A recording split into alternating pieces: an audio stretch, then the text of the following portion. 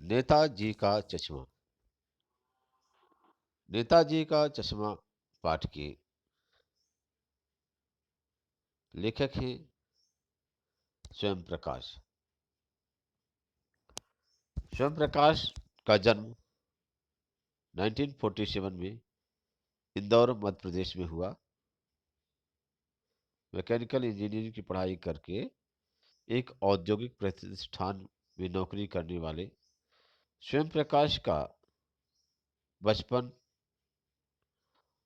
और नौकरी का हिस्सा राजस्थान में बीता। फिलहाल स्वैच्छिक सेवानिवृत्ति के बाद वे भोपाल में रहते हैं और वसुधा पत्रिका के संपादन में जुड़े हैं।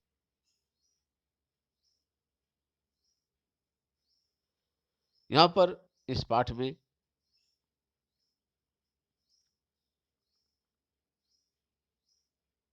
चारों ओर सीमाओं से घिरे भूभाग का नाम ही देश नहीं होता। देश बनता है उसमें रहने वाले सभी नागरिकों, नदियों, पहाड़ों, पेड़ पौधों, वनस्पतियों, पशु पक्षियों से और इन सबसे प्रेम करने तथा इनकी समृद्धि के लिए प्रयास करने वाले का नाम देशभक्ति है। नेताजी का चश्मा कहानी कैप्टन चश्मे वाले के माध्यम से देश के करोड़ों नागरिकों के योगदान को रेखांकित करते हैं, जो इस देश के निर्माण में अपने अपने तरीके से सहयोग करते हैं। कहानी यह कहती है कि बड़े ही नहीं, बच्चे भी इसमें शामिल हैं। निश्चित रूप से बच्चों किसी खेल में, किसी युद्ध में, एक बच्चा हो या बूढ़ा, अगर कोई क्या है कहीं किसी खेल में कोई यहाँ पर ताली बजा रहा है, कोई प्रोत्साहित कर रहा है किसी युद्ध में, है ना, तो वो भी क्या है उस मानसिक रूप से उस लड़ाई में वह शामिल है और उसका भी योगदान है।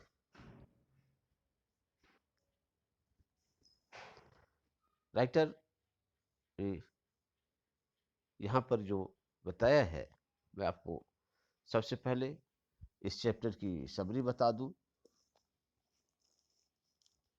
इसमें नेताजी के चश्मा पाठ में, ठीक है, ये आपका फ्रंट खुला जरूर है चैप्टर का, लेकिन अभी मैं पढ़ा नहीं रहा हूँ इसमें से, मैं आपको इसकी चैप्टर की समरी बताने जा रहा हूँ और समरी बता रहा हूँ।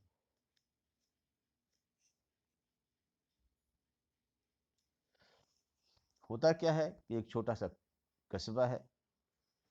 कस्बा, उस कस्बे में जैसे कि मैंने आप लोगों को बताया था ऑनलाइन क्लासेस में कि उस कस्बे में चौराहा, एक चौराहा है, उस चौराहे पर नेताजी सुभाष चंद्र बोस की मूर्ति है और इस मूर्ति में मूर्ति संगमरमर के पत्थर की बनी हुई है। इसमें पता नहीं राइटर ये बताना चाहते कि चाहे मूर्ति में चश्मा नहीं है नेताजी के, नेताजी सुभाष चंद्र बोस की मूर्ति में चश्मा नहीं है, चौराहे पर प्रतिष्ठित है, वो रखी हुई है प्रतिमा। अब लेखक जब उस मूर्ति को देखता है बिना चश्मे की, तो उसके मन में विचार आता है कि मे भी ऐसा होगा होगा कि कहीं शासन प्रशासन में जल्दी क्या है किसी काम को करने के लिए एक डेडलाइन दे दी रही होगी और उसी को फुलफिल करने के लिए यहाँ पर इन्होंने अपना काम किया होगा किसी लोकल कलाकार से और उन्होंने मूर्ति बनवाई होगी। और यही क्या है, इसीलिए क्या है, या तो चश्मा लगाना भूल गया होगा या कि बनाते बनाते टूट गया होगा। ये क्या है, जो हालदार साहब एक हैं, वो जब मूर्ति को देख करके सोचते हैं। अब हालदार साहब कौन है? इसी कहानी के मुख्य पात्र के रूप में हम उसे देखेंगे। वो क्या है, उन्होंने जो देखा है, उन्होंने जो कुछ किया है, उनका ये रहा कि उस चौराहे से वो गुजरते हैं और वही क्या है, उस मूर्ति को देखते हैं, मन में जो वहां पर पान के डिब्बे में आकर के रोज पान खाया करते थे। आगे क्या होता है, हालदार साहब जो मन में पान के डिब्बे में वहां पर पान खा रहे थे, उन्होंने पान वाले से पूछा। पूछा क्या कि अचानक उन्होंने देखा कि भाई उस मूर्ति में ओरिजिनल चश्मा लगा हुआ है।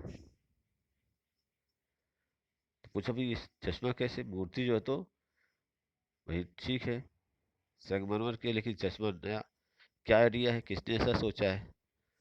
तब हॉल वहाँ पान वाले ने बताया कि ये क्या है, ये कैप्टन ने चश्मा लगा दिया इसमें। तो कैप पूछे कैप्टन कौन से? तो नेताजी की मूर्ति पर कैप्टन, मतलब उनके दिमाग में बात है कि मे भी ऐसा नहीं हो कि नेताजी के जमाने की जो तो सुभाष चंद्र बोस ने एक आजाद हिंद फौज की रचना की थी, तो उनकी फौज के कैप्टन ना हो। मन में जिज्ञासा है कि चलो अच्छी बात है, और हम क्या करते हैं, उस कैप्टन से क्या है, मिल लेंगे।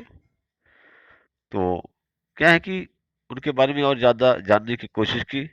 जब ज़्यादा जानने की कोशिश की तो पता चला कि नहीं, पान वाला हंसता है, बोले अरे वो लंगड़ा है ना, कैप्टन फौज में क्या जाएगा, वो लंगड़ा है।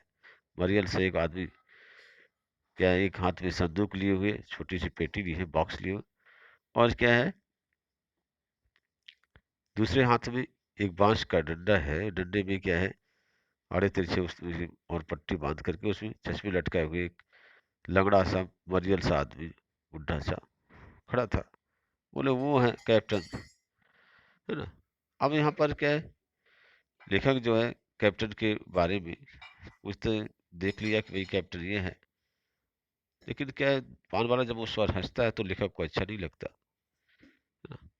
और बाद में क्या है, एक यहाँ पर हालदार साहब वहाँ से जाते हैं और वहाँ पर पान वाले से और आगे चर्चा में पान वाले ने बताया कि ये क्या करता है, ये फेरी वाला है कैप्टन, और ये क्या करता है कि जिसके पास जो अच्छा फ्रेम होता है उसको नेताजी को पहना देता है।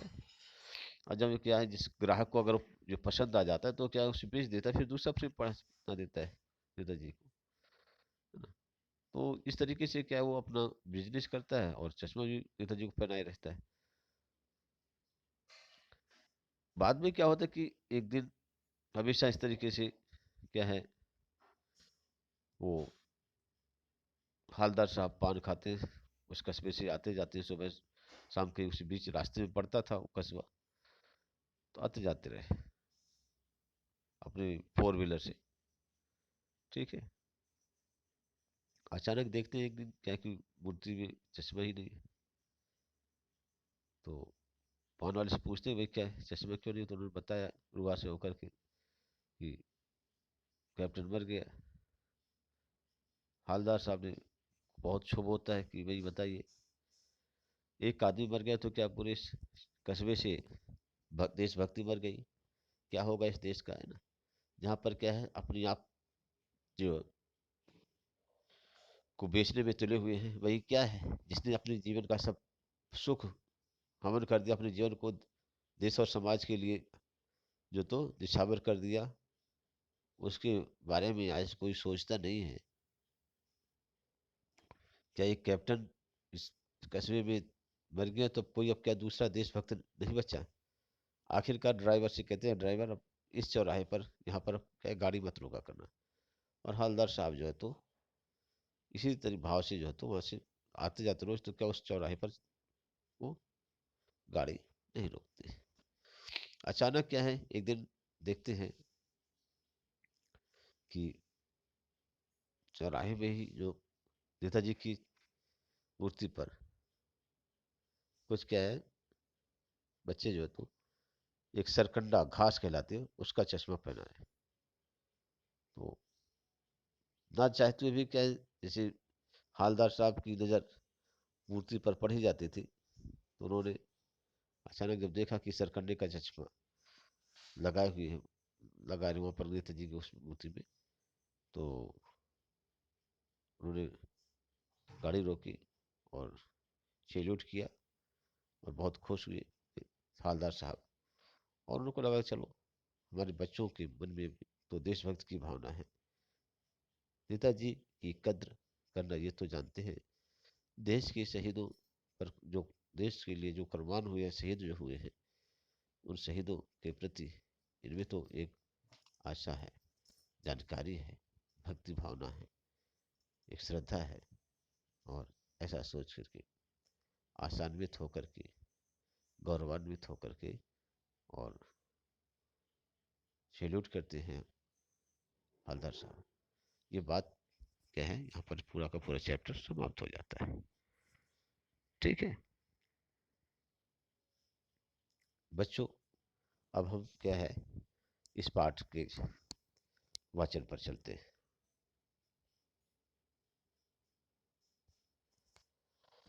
हालदार साहब को हर 15वें दिन कंपनी के काम के सिलसिले में उस कस्बे से गुजरना पड़ता था।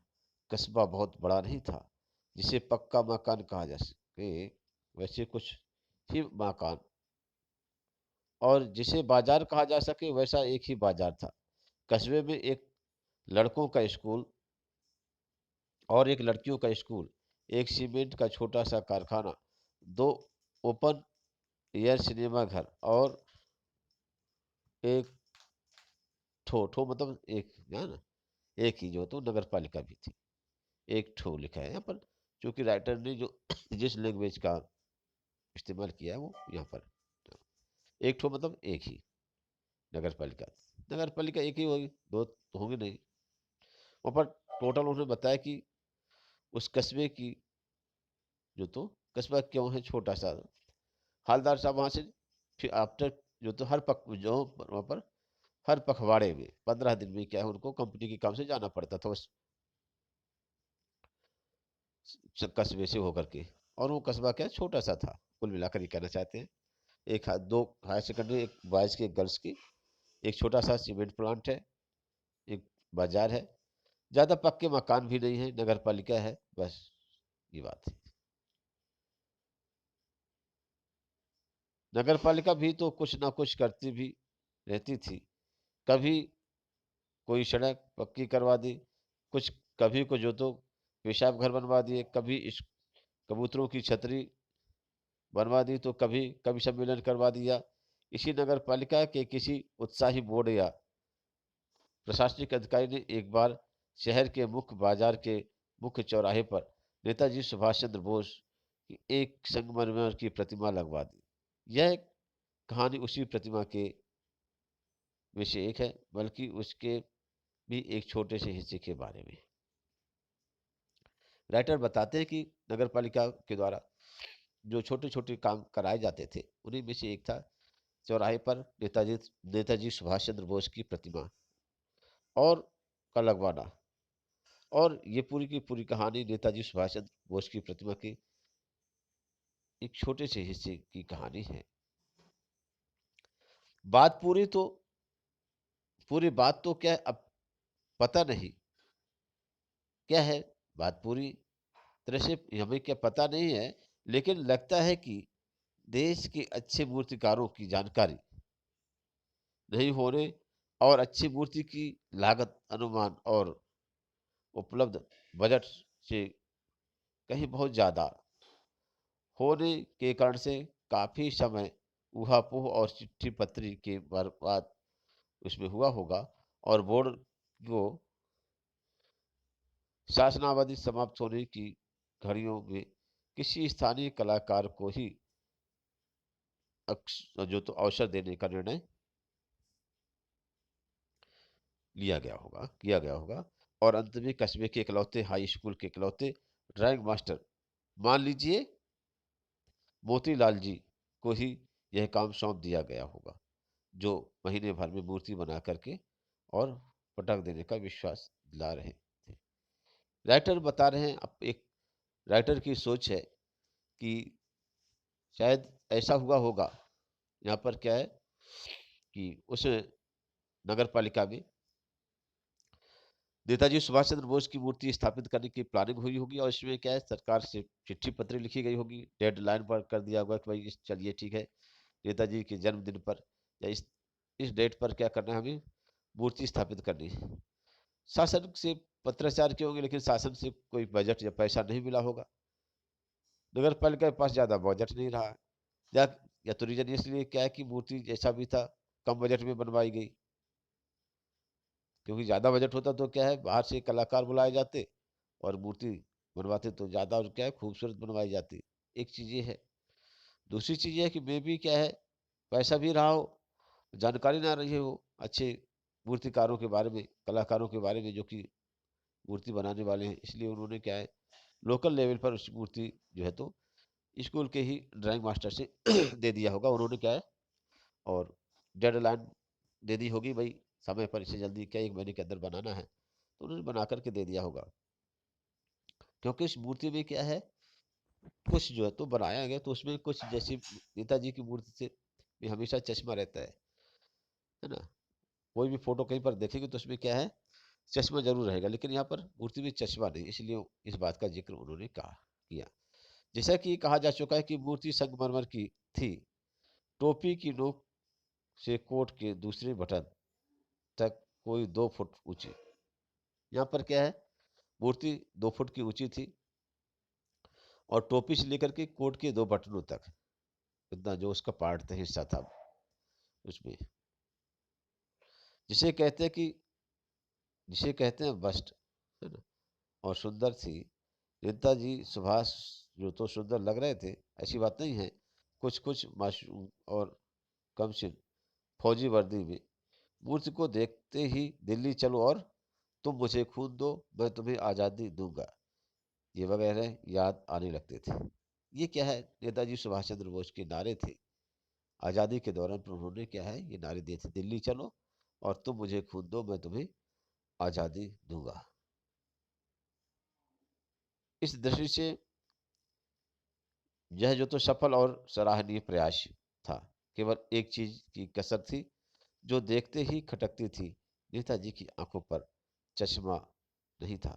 यानी चश्मा तो था, लेकिन संगमरमर का नहीं था, एक सामान्य और सचमुच। राइटर बता रहे हैं कि यहाँ पर मूर्ति में एक चीज खटकती थी कि उसमें क्या, मूर्ति में चश्मा नहीं था। चश्मा जो था वो ओरिजिनल था, जो हम आप पहनते। अब इस बात को देख करके कहीं ना कहीं हालदार साहब के मन में जिज्ञासा हुई, जानने की कोशिश हुई कि आखिरकार बात क्या है। चश्मे का चौड़ा काला फ्रेम मूर्ति को पहना दिया गया था। हालदार साहब जब पहली बार इस कस्बे से गुजरे और चौराहे पर पान खाने रुके, तभी उन्होंने उसे तभी उन्होंने उसे लक्षित किया, और उनके चेहरे पर एक कौतुक भरी मुस्कान फैली। वाह भाई, यह आइडिया भी ठीक है, मूर्ति पत्थर की लेकिन चश्मा रियल। जीप कस्बा छोड़कर आगे बढ़ गई, तब भी हालदार साहब इस मूर्ति के बारे में सोचते रहे, और अंत में इस निष्कर्ष पर पहुंचे कि कुल मिलाकर के कस्बे के नागरिकों का यह प्रयास सराहनीय ही कहा जाना चाहिए। मात्र मूर्ति के रंग रूप या कद का नहीं, उस भावना का है, वरना तो देशभक्ति भी आजकल मजाक की चीज होती जा रही है। बहुत महत्वपूर्ण वाक्य है ये, कि आजकल क्या देशभक्ति क्या मजाक की चीज होती जा रही है ना। एक दिखावे के लिए भी लोग क्या है, देशभक्ति का ड्रामा करते हैं। दूसरी बार जब हालदार साहब सॉरी दूसरी बार जब हालदार साहब उधर से गुजरे तो उन्हें मूर्ति में कुछ अंतर दिखाई दिया। से देखा तो पाया कि चश्मा दूसरा है। पहले मोटे फ्रेम वाला चौकोर चश्मा था, अवतार के फ्रेम वाला गोल चश्मा है। हालदार साहब का कौतुक और बढ़ा। वाह भाई, क्या आइडिया है। मूर्ति कपड़े नहीं बदल सकती, लेकिन चश्मा तो बदल ही सकती है। तीसरी बार फिर नया चश्मा था।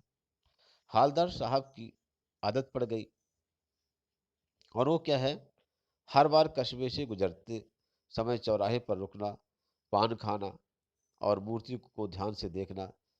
एक बार जब कौतुक दुर्दमनीय हो उठा, मतलब जब मन में जो जिज्ञासा थी उसे क्या उस रोक नहीं पाए, तो पान वाले से उन्होंने क्या है, पूछ ही लिया। क्यों भाई, क्या बात है, यह तुम्हारे नेताजी का चश्मा हर बार बदल कैसे जाता है। अब पान वाले, अब देखिएगा, यहाँ पर पान वाले का रेखा चित्र आपके क्वेश्चन में पूछा जाएगा कि रेखा चित्र क्या है, कि रेखा चित्र मतलब क्या है, उसकी शक्ल सूरत कैसी है। तो पान वाले ने खुद के मुंह में क्या पान ठूसा हुआ था, है ना, मुंह में पान ठूसे रहता है वो। वह एक काला मोटा और खुश मिजाज आदमी था। पान वाला कैसा है, काला है, मोटा है, खुश मिजाज, ठीक है, खुशी रहने वाला, हंसने वाला, हंसोड़ आदमी है, ठीक है। हालदार साहब का प्रश्न उसने सुन करके और आंखों ही आंखों में हंसा। क्या करता है, आंखों ही आंखों में हंसता है, और क्या करता है, उसकी तोंद थिरकी, जब हंसता है तो तोंद क्या है, थिरकने लगती है। पीछे घूमकर उसने दुकान के नीचे पान थूका और अपनी लाल काली बत्ती सी दिखा करके बोला, कैप्टन चश्मा वाला करता है। तो देखिए, सबसे पहले इस पैराग्राफ में आपको बता दें कि पान वाला कैसा है। पान वाला अपने मुंह में पान ठूसे रहता है, उसके दांत क्या है, लाल है, उसकी बत्ती सी लाल है, और बीच क्या, काली और लाल है ना। साथ में क्या है, वह खुद काला कलूटा है ना, लेकिन क्या मोटा तो रियल है, खुश मिजाज है, और साथ में क्या, जब क्या हंसता है तो पेट के तोंद जो तो हिलने लगती है। ये उसकी शक्ल सूरत है पान वाले की। आप लोगों को से क्वेश्चन में पूछा जाएगा और इसे याद करना पड़ेगा, तो याद करने की अपेक्षा क्या, आप लोग इसे दिमाग में रखिए।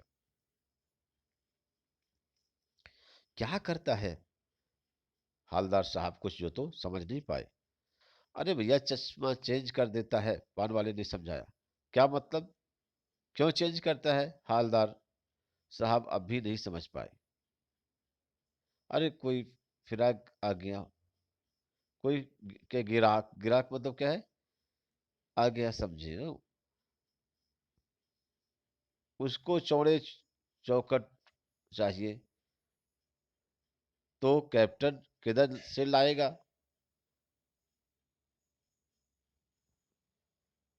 तो उसको जो मूर्ति वाला दे दिया, उधर दूसरा बिठा दिया। समझाया कि भाई कोई गिराक मतलब, अब यहाँ पर अपनी लोकल लैंग्वेज में बोल बोल रहा है।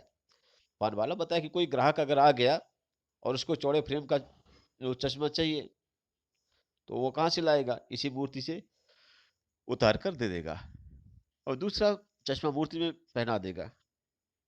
अब हालदार साहब को बात कुछ कुछ समझ में आ गई। एक चश्मा वाला है जिसका नाम कैप्टन है, उसे नेताजी की बगैर चश्मे वाली मूर्ति बुरी लगती है, बल्कि आहत करती है, मानो चश्मे के बगैर जो नेताजी को असुविधा हो रही हो। इसलिए वह अपनी छोटी सी दुकान में उपलब्ध गिने चुने फ्रेम में से एक नेताजी की मूर्ति पर जो तो फिट कर देता है। लेकिन जब कोई ग्राहक आता है तो उसे वैसे ही फ्रेम की दरकार होती है जैसे मूर्ति पर लगी है, तो कैप्टन क्या करता है, उसे वह दे देता है, और दूसरी जो तो दूसरा चश्मा नेताजी को पहना देता है। अब आगे क्या बात है कि मूर्ति चश्मा जो है तो वाले मूर्ति पर लगा फ्रेम संभवतः नेताजी से क्षमा मांगते हुए ला करके ग्राहक को दे देता है और बाद में नेताजी को दूसरा फ्रेम लौटा देता है। वाह भाई खूब, क्या आइडिया है। लेकिन भाई एक बात अभी भी समझ में नहीं आई।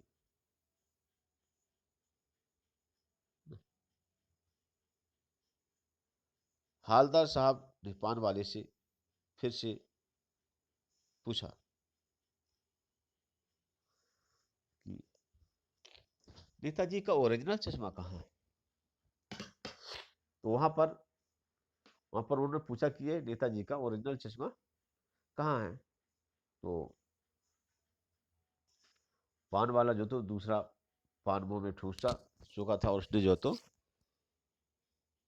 दोपहर का समय था, दुकान पर भीड़ भाड़ अधिक नहीं थी। वह फिर आंखें ही आंखों में हंसा।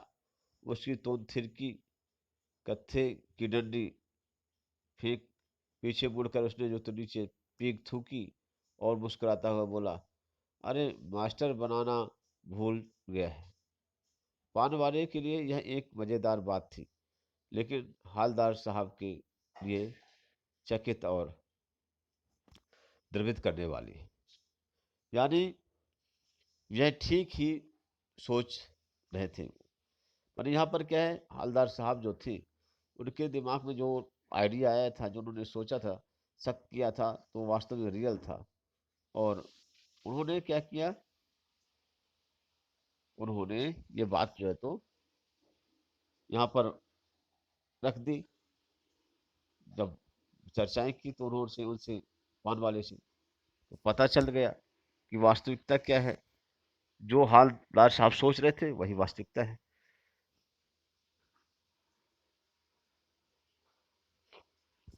ठीक है, यहाँ पर क्या होता है, पान वाले के लिए या वहां उस शहरवासियों के लिए नेताजी की मूर्ति पर चश्मा न होना और एक सामान्य सी बात हो सकती है, लेकिन क्या है, हालदार साहब के लिए बहुत ही तो अजूबी सी बात है, उन्हें को दुखित करने वाली बात है। मूर्ति के नीचे लिखा, मूर्तिकार मास्टर मोतीलाल वाकई कस्बे का अध्यापक था।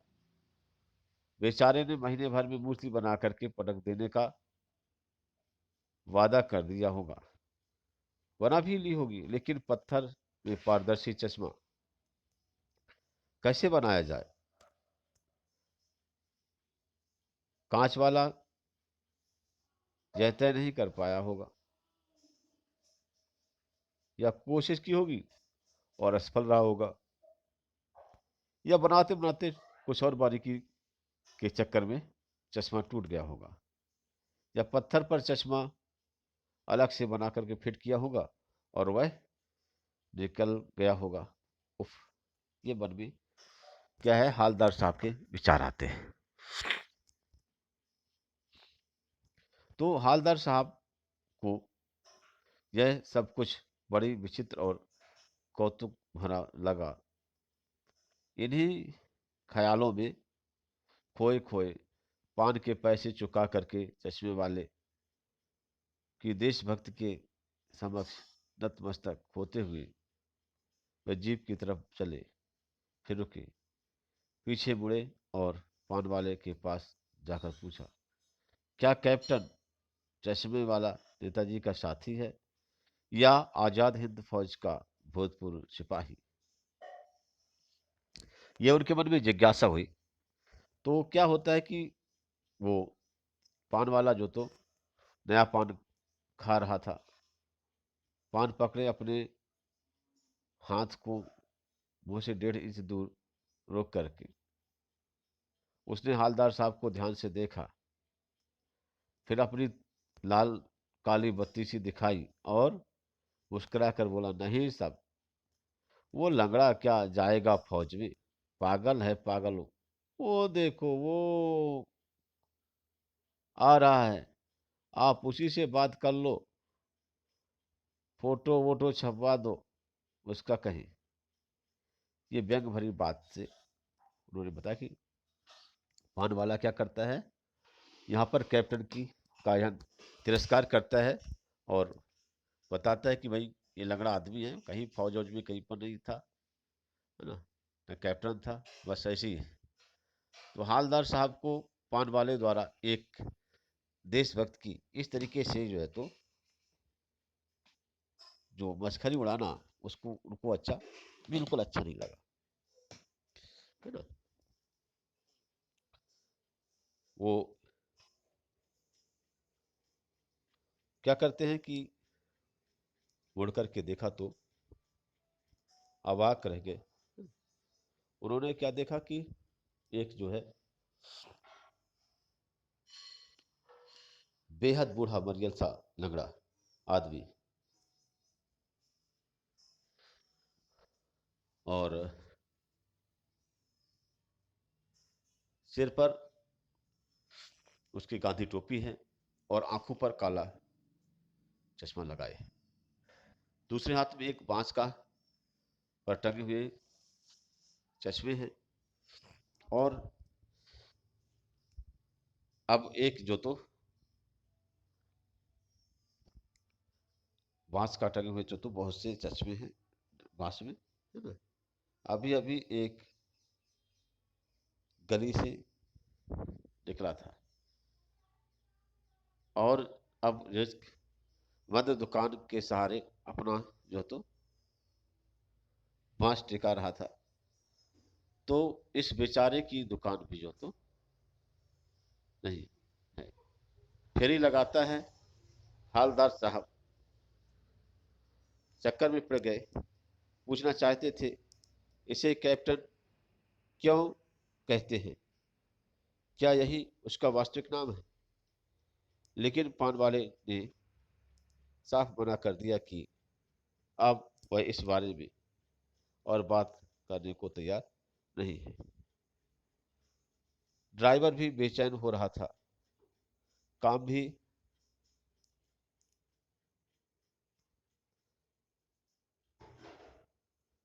यहाँ पर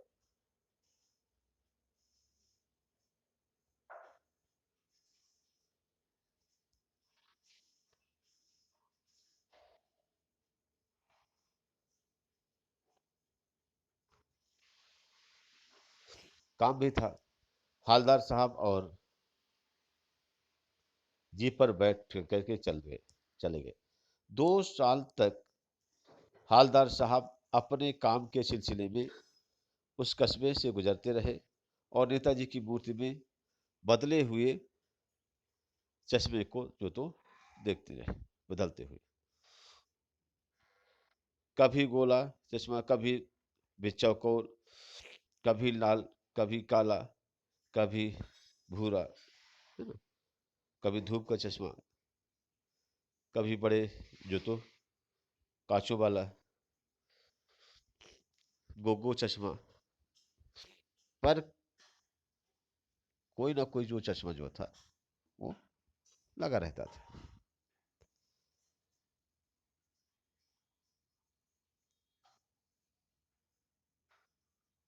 उस धूल भरी यात्रा में हालदार साहब को कौतुक और प्रफुल्लता के कुछ क्षण देने के लिए, जब वो देखते थे तो बहुत मन में जिज्ञासा हो जाती थी कि देखते हैं आज कैसा चश्मा है पहने हुए नेताजी, और साथ में खुश होते थे। मूर्ति के चेहरे पर कोई भी कैसा भी चश्मा नहीं था। एक दिन क्या हुआ, फिर एक बार ऐसा हुआ कि मूर्ति के चेहरे पर कोई भी कैसा भी चश्मा नहीं।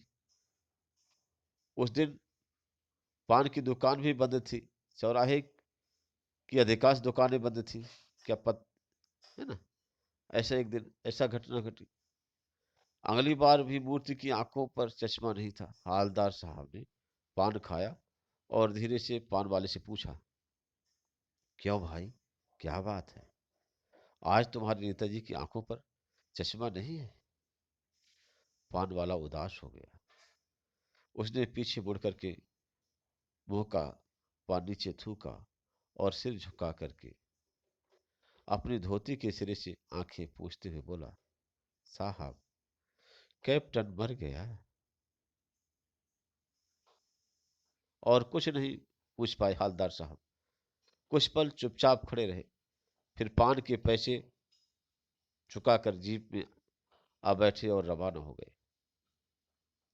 अब यहाँ पर राइटर जो बता रहे हैं कि अब हालदार साहब जो सोचते हैं, कि बार बार सोचते हैं हालदार साहब की, क्या होगा उस कौम का जो अपने देश की खातिर घर गृहस्थी, जवानी, जिंदगी सब कुछ कर देने वाले पर भी हंसती है और अपने लिए बिकने के मौके ढूंढती है। दुखी हो गए। 15 दिन बाद फिर उसी कस्बे से गुजरे। कस्बे में घुसने से पहले ही ख्याल आया कि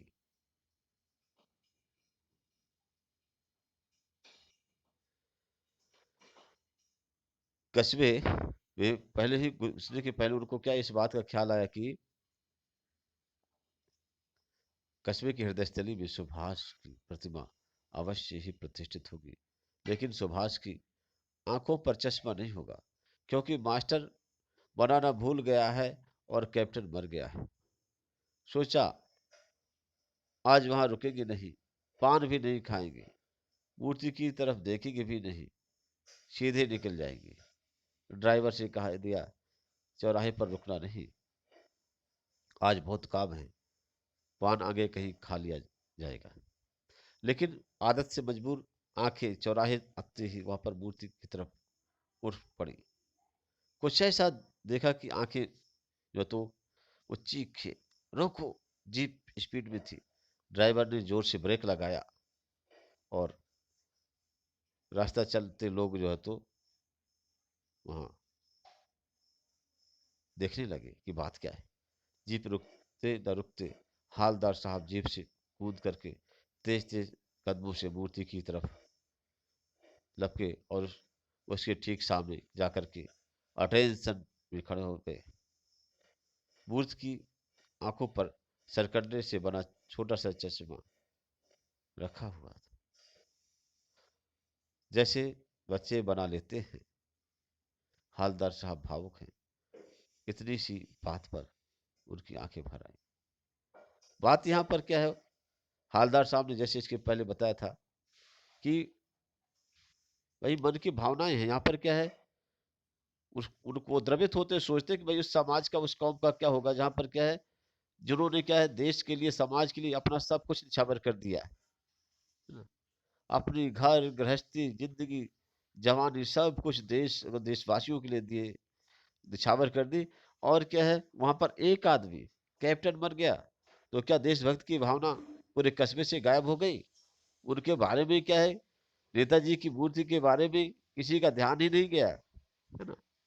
और क्या है, उस देशभक्तों पर भी लोग क्या क्या यहाँ पर हंसते हैं। जहां पर देश भक्तों पर लोग हंसते हैं तो वहां पर उस देश और समाज का क्या होगा। लेकिन क्या है, दूसरे पर दूसरी पखवाड़े में जब वहां से गुजरते हैं तो उस मूर्ति पर सरकंडे या घास का जो चश्मा बच्चों के द्वारा बनाया हुआ देख करके, और वो क्या है, वो बहुत ही खुश हुए। बात घास का चश्मा नेताजी को पहने देख करके इसलिए खुश हुई कि यहाँ के बच्चों में अभी जज्बा है, देशभक्ति की भावना है, देशभक्तों को सम्मान करने की जो तो एक ललक है। ठीक है। और यह देख करके हालदार साहब बेहद खुश हुए। स्टूडेंट्स, आफ्टर देन अब क्या है, क्वेश्चन आंसर में चलते हैं। और क्वेश्चन आंसर में पहला है क्वेश्चन, सेनानी न होते हुए भी पान वाले को लोग कैप्टन क्यों कहते थे? तो सेनानी न होते हुए भी लोग, गलत बोल दिया मैंने, सेनानी न होते हुए भी चश्मे वाले को लोग कैप्टन क्यों कहते थे? पान वाले को नहीं, चश्मे वाले को। तो सेनानी न होते हुए भी लोग क्या चश्मे वाले को कैप्टन इसलिए कहते थे क्योंकि कैप्टन जो है तो चश्मे वाले में नेताजी के प्रति अगाध लगाव या श्रद्धा का भाव था। वह शहीदों और देशभक्तों के अलावा अपने देश से भी उसी तरह से लगाव रखता था जैसे कि फौजी व्यक्ति रखते हैं। उसमें देश प्रेम और भक्ति का भाव कूट कूट कर भरा था। वह नेताजी की मूर्ति को बिना चश्मे की देख करके दुखी होता था। ठीक है, ये बातें एक सी बात ही है, इसमें से आप क्या है, लेकिन बेसिक चीज यहाँ पर क्या है, आपको क्या बताना है कि लोग उसे में भी उसे लोग क्या है, वो लंगड़ा था, मरियल था, और नेताजी की मूर्ति पर चश्मा लगाता था, तो लोग उसे क्या है, एक चिढ़ाने के उद्देश्य से भी कैप्टन कह सकते थे, ऐसा भी हो सकता था।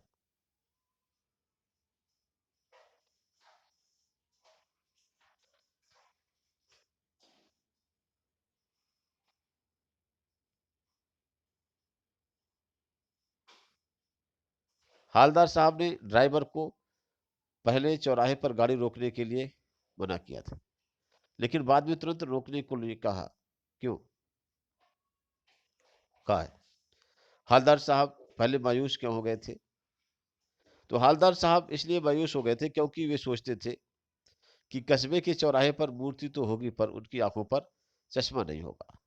अब कैप्टन तो जिंदा नहीं है जो मूर्ति पर चश्मा लगाए, और देशभक्त हालदार साहब को नेताजी की चश्मा विहीन मूर्ति उदास कर देने वाली लग रही थी। खा है, मूर्ति पर सर करने का चश्मा क्या उम्मीद जगाता है? तो मूर्ति पर सर करने का चश्मा यह उम्मीद जगाता है कि देश में देश प्रेम और देशभक्ति समाप्त नहीं हुई है। बच्चों द्वारा किया गया कार्य जो तो स्वस्थ भविष्य का संकेत देता है, उनमें राष्ट्र प्रेम के बीज अंकुरित हो रहे हैं। ये बात क्या है, पता चलती है। हालदार साहब इतनी सी बात से भावुक क्यों हो उठे? देखिए, हालदार साहब जो थे सोच रहे हैं कि कैप्टन के न रहने पर नेताजी की मूर्ति चश्मा विहीन होगी, परंतु जब वे देखते हैं कि मूर्ति में की आंखों पर चश्मा सर करने का चश्मा लगा हुआ है, तो उनकी निराशा आशा में बदल गई। उन्होंने समझ लिया कि युवा पीढ़ी में देश प्रेम और देशभक्ति की भावना है, जो देश के लिए शुभ संकेत है। यह बात सोच करके वे भावुक हो गए। आज से स्पष्ट कीजिए, बार बार सोचते क्या होगा उस कौम का जो अपने देश की खातिर घर गृहस्थी, अपनी जवानी जिंदगी सब कुछ होम देने वालों पर भी हंसती है और अपने लिए बिकने का मौका ढूंढती है। बच्चों, इस पंक्ति का आशय यह है कि बहुत से लोगों ने देश के लिए क्या अपना सब कुछ बलिदान कर दिया।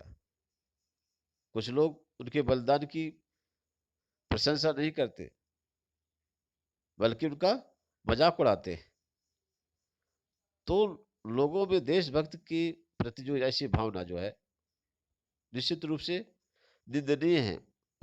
ठीक है, जितनी उनकी बुराई की जाए ऐसे लोगों की, उतना अच्छा है। ऐसे लोग इस हद तक स्वार्थी होते हैं कि उनके लिए अपने स्वार्थ ही सर्वोपरि है। वे अपने स्वार्थ सिद्धि के लिए देशद्रोह करने तक को तैयार रहते हैं। पान वाले का रेखा चित्र प्रस्तुत कीजिए। तो पान वाला जो तो अपने पान की दुकान पर बैठा ग्राहकों को पान देने के अलावा उसमें कुछ ना कुछ बातें करता रहता है। पहली बात, उसका स्वभाव खुश मिजाज है, काला है, मोटा है तो दियल है, उसकी तोंद निकली हुई है, वो पान खाता रहता है, जिससे उसकी बत्ती सी लाल और काली हो गई है। वह जब हंसता है तो उसकी तोंद थिरकने लगती है। वह वाक्पटु है, जो व्यंग्यात्मक बातें कहने से भी नहीं चूकता है। वो लगड़ा क्या जाएगा फौज में, पागल है पागल। कैप्टन के प्रति पान वाले की टिप्पणी पर अपनी प्रतिक्रिया लिखिए। देखिए, वह लंगड़ा क्या जाएगा फौज में, पागल है पागल। पान वाला कैप्टन चश्मे वाले में कुछ ऐसी ही घटिया सोच उसके बारे में रखता था। वास्तव में कैप्टन इस तरह की उपेक्षा का पात्र नहीं है। वो मजाक उसका नहीं उड़ाया जा सकता, वह उचित नहीं है। रियलिटी ये है कि कैप्टन उपहास की नहीं, सम्मान का पात्र है, जो अपने अति सीमित संसाधनों से भी नेताजी की मूर्ति पर चश्मा लगा करके देश प्रेम का प्रदर्शन करता है और लोगों में देशभक्त की भावना उत्पन्न करने का जो तो प्रगाढ़ प्रयास करता है।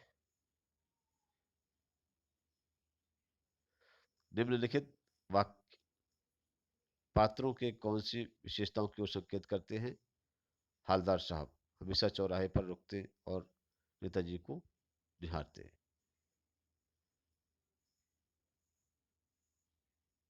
देखिए ये वाक्य जो है पात्रों के यहाँ पर देखिए, हालदार साहब अपने कर्म के प्रति सजग और पान खाने के शौकीन थे। उनके मन में शहीदों और देशभक्तों के प्रति आदर की भावना थी। नेताजी की मूर्ति को रुक करके ध्यान से देखना तथा चश्मा विहीन मूर्ति को देख करके आहत होना, इसका प्रत्यक्ष उदाहरण है। वे चाहते हैं कि युवा पीढ़ी में देशभक्त की भावना और भी ज्यादा प्रबल हो। पान वाला उदास हो गया। उसने पीछे मुड़कर के मुंह का पार नीचे थूका और सिर झुकाकर अपनी धोती के सिरे से आंखें पोंछता हुआ बोला, साहब कैप्टन मर गया। तो यहाँ पर क्या है, पान वाला प्रायः कैप्टन चश्मे वाले का मजाक उड़ाया करता था, जिससे ऐसा लगता है कि जैसे उसके अंदर देशभक्त की भावना नहीं थी। पर जब कैप्टन मर जाता है तब उसके देश प्रेम की झलक मिलती है। वह कैप्टन जिसे व्यक्ति की मृत्यु पर दुखी होकर के हालदार साहब को उसकी मृत्यु की सूचना देता है, वह कैप्टन जैसे व्यक्ति की मृत्यु पर दुखी होकर के और हालदार साहब को उसकी मृत्यु की सूचना देता है, तो ऐसा करते हुए उसकी आंखें भर आती हैं। इससे लगता है कि वास्तव में पान वाला मजाकिया स्वभाव का था और वाक्य देशभक्त की भावना उसके अंदर थी। और वह क्या है, कैप्टन का निरादर नहीं करता था, अपने स्वभाव बस मजाक उसका उड़ाता रहता था। ये है। यहाँ पर है थर्ड था, कैप्टन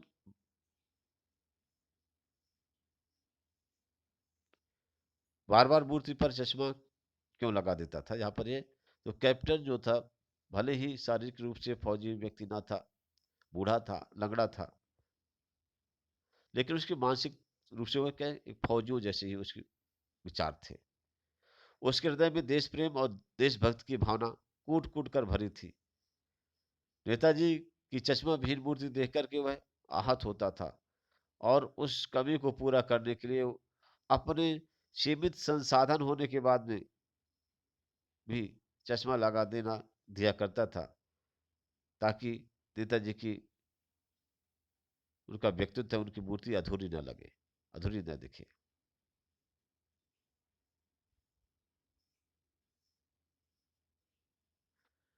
जब तक हालदार साहब ने कैप्टन को साक्षात नहीं देखा हो था, तब तक उसके मानस पटल पर उसका कौन सा चित्र रहा होगा, अपनी कल्पना कीजिए। देखिए यहाँ पर जब तक हालदार साहब ने कैप्टन को साक्षात रूप से नहीं देखा था, तब तक उसके मानस पटल में मन में कैप्टन का व्यक्तित्व एक फौजी व्यक्ति के रूप में रहा होगा,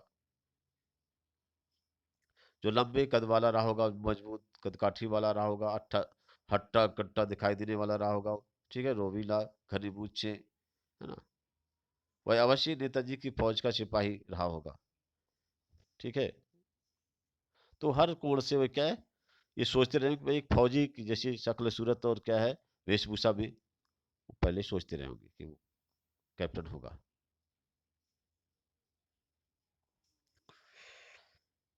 कस्बे, शहर, नगरों और चौराहों पर किसी न किसी क्षेत्र में प्रसिद्ध व्यक्ति की मूर्ति लगाने का प्रचलन सा हो गया है। तो इस तरह की मूर्ति लगाने का क्या उद्देश्य हो सकता है? तो देखिए, समाज सेवा, देश सेवा या ऐसे ही अन्य क्षेत्र में उत्कृष्ट कार्य करने वाले प्रसिद्ध व्यक्तियों की मूर्ति प्रायः कस्बा, चौराहे, महानगरों और शहरों पर लगाई जाती है। ऐसी मूर्तियां लगाने का उद्देश्य सजावटी न होकर के उद्देश्यपूर्ण होता है। लोग ऐसे लोगों के कार्य को जाने और उससे प्रेरित हो, लोगों में अच्छे काम करने की रुचि उत्पन्न हो, वे उसके लिए प्रेरित हो, लोग, ऐसे लोगों को भूले नहीं, उनकी चर्चा करते हुए युवा पीढ़ी भी को उनसे परिचित कराए, ये उद्देश्य है। ख नंबर है, आप अपने इलाके की चौराहे पर किन व्यक्तियों की मूर्ति स्थापित करवाना चाहते हैं और क्यों? तो आप अपने विचार उसमें व्यक्त करिएगा। यहाँ पर फिर क्या है, उस मूर्ति के प्रति आपके और दूसरों के भी क्या उत्तरदायित्व होने चाहिए। तो ये बात ज़रूर है कि चौराहे आदि में में जो मूर्तियाँ लगती हैं, उसमें हमारे और अन्य लोगों का ये दायित्व होना चाहिए कि उसकी साफ-सफाई करवाएँ। साल में कम से कम 1 बार वहाँ ऐसा आयोजन करें कि लोग वहाँ एकत्र हों और उस व्यक्ति के बारे में, उनके कार्यों के बारे में चर्चा करें।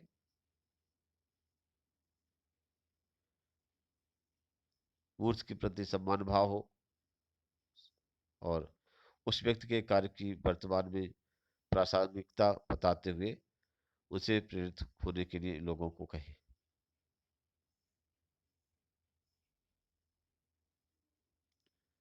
तो बच्चों, इस तरीके से